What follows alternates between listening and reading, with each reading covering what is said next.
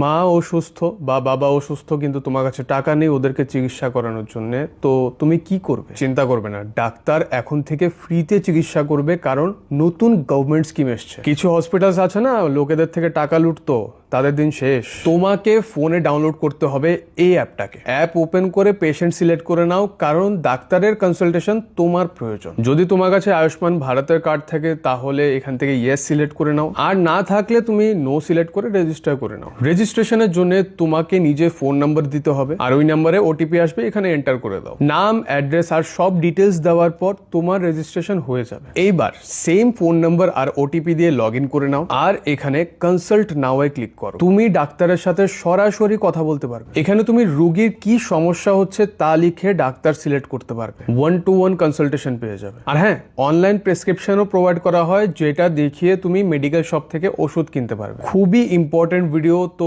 যত পারো ভিডিওটিকে শেয়ার করে দিও। আর বাকি তুমি স্মার্ট, ফলো করে নিও।